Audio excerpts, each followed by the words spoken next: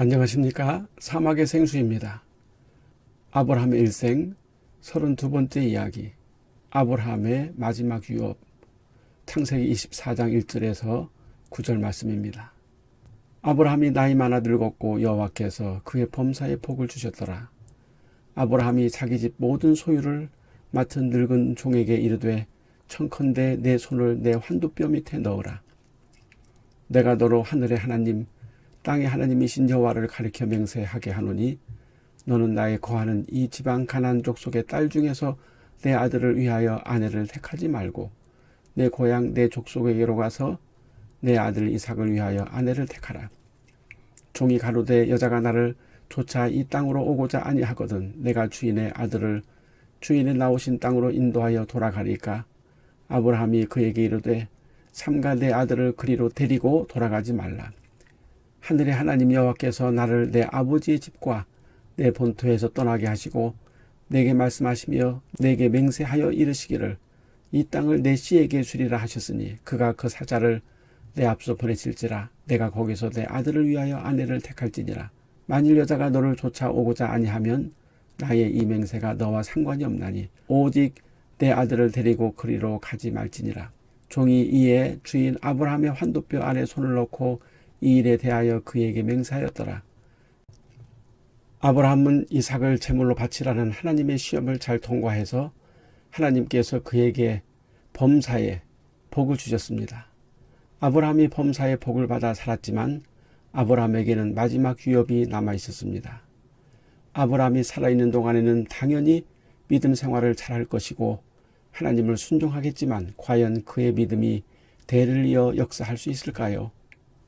아브라함이 일생일대의 시험을 잘 통과하고 믿음의 자취를 남겼다 하더라도 그 믿음이 대대로 유업으로 자손들에게 이어지지 않는다면 얼마나 허망할까요?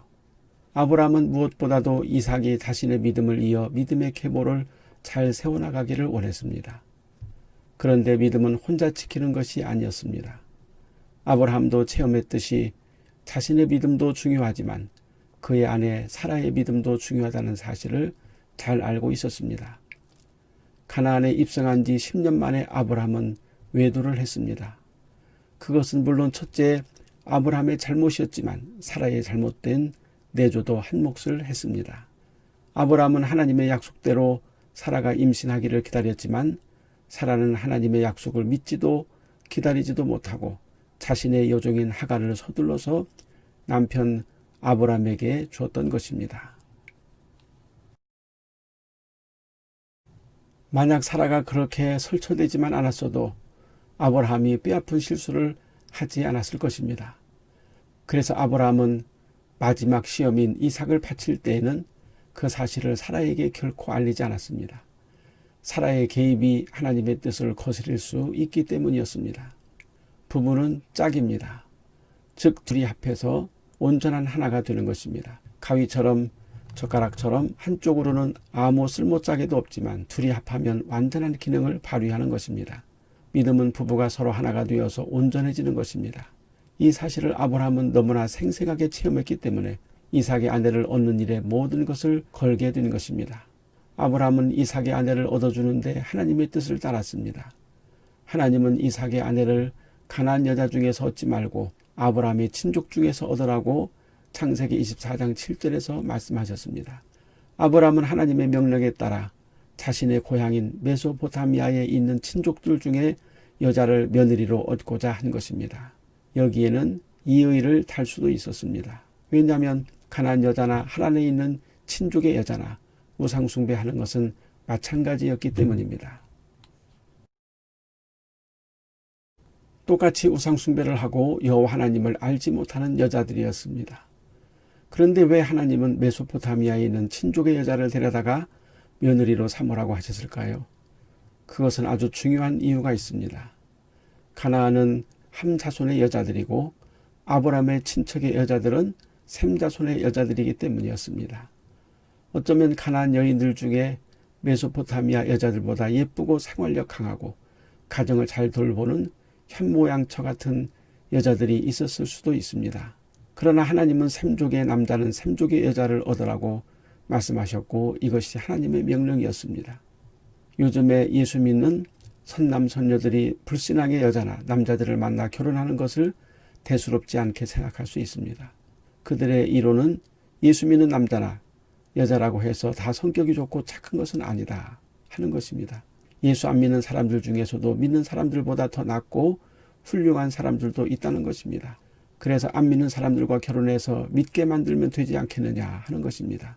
물론 세상이 말세다 보니 진짜 믿는 자들과 가짜로 무늬만 믿는 자들이 섞여서 참인지 가짜인지 그 사람의 믿음을 분간하기가 쉽지는 않습니다. 그러나 올바른 믿음을 가지고 있는 사람이라면 정말 올바른 믿음을 가진 상대를 찾아야 하고 만나야 합니다. 그래서 자신들이 받은 믿음을 잘 지키고 전수할 수 있도록 해야 합니다. 아브라함 당시는 여호와 신앙을 가진 자들이 많지 않았기 때문에 이삭의 아내의 조건은 여호와 하나님을 잘 섬기는 여자라기보다는 하나님의 명령처럼 샘족 계통의 여자를 아내로 택해야 했던 것입니다. 지금의 그리스도인의 결혼 조건은 불신자와 멍에를 같이 매지 말라는 것입니다. 같은 믿음을 가진 두 사람이 인생의 멍에를 매야 합니다. 아브라함은 샘족의 여자를 며느리로 택하는 문제에 대해서 확고했고 그 사실을 그의 늙은 종에게 정확하게 전달했습니다. 아브라함의 늙은 종은 이삭의 중매쟁이 역할을 해야 했던 것입니다. 그의 가장 늙은 종은 누구일까요? 엘리에셀이라고 주석가들은 말합니다. 그는 인생의 경험이 많고 아브라함의 초기 가난 생활 때부터 희노애락을 함께한 믿음이 신실한 종이었습니다. 아브라함은 그의 뜻을 엘리에셀에게 전하고 생명의 맹세를 하도록 했습니다. 생명의 맹세는 아브라함의 사타구니 아래에 손을 대고 생명을 걸고 맹세하게 하는 것이었습니다. 여기서 환도뼈는 엄밀하게 말하면 성기의 할례 부분이라고 합니다. 할례 표시는 하나님의 생명의 언약이기 때문입니다. 아브라함은 엘리에셀에게 자기의 할례의 표시 위에 손을 대고 이삭의 아내로 메소포타미아 샘족의 여자 중에 하나를 택하여 데려올 것을 맹세케 한 것입니다. 맹세하였더라 라는 말은 7이란 뜻이 포함되어 있는데 7은 완전 숫자로 7번을 반복함으로 엄숙히 선언한다는 뜻입니다. 즉 완벽한 맹세입니다. 이것은 만일 당신이 이 맹세를 지키면 복을 받으려니와 지키지 않으면 양피를 뱀같이 죽임을 당할 것이라는 뜻입니다.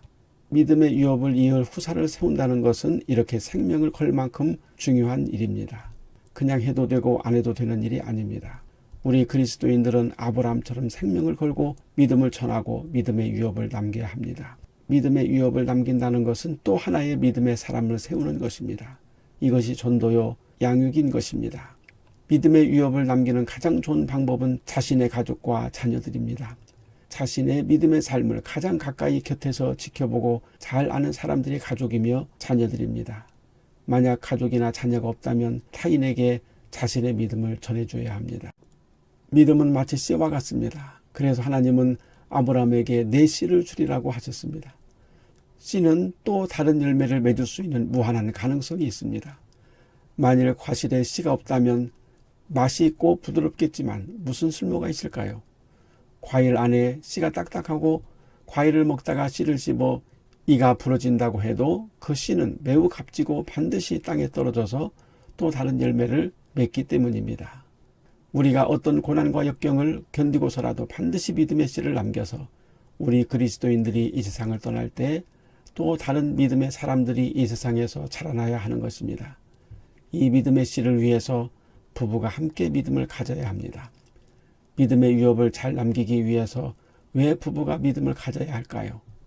바울은 빛과 어둠이 그리스도와 벨리알이 하나님의 성전과 우상이 그리스도인이 불신자와 함께 멍에를 매겠느냐 하고 고린도전서 6장 15절에서 말씀했습니다. 첫째 목표가 다르고 둘째 생각이 다르고 셋째 삶의 태도가 다르고 넷째 죄에 대한 인식이 다릅니다. 그 외에도 다른 것들이 많이 있습니다. 그래서 참된 그리스도인 청년들은 거짓 신앙을 가진 무늬만 교인 말고 또한 불신자가 아닌 진실한 그리스도인 형제나 자매를 만나기 위해서 먼저 기도해야 합니다. 하나님 앞에 진실하게 기도하면 하나님께서 믿음의 짝을 만나게 해주십니다. 이 일을 지금 아브라함이 그의 종 엘리에셀과 생명을 걸고 하고 있는 것입니다.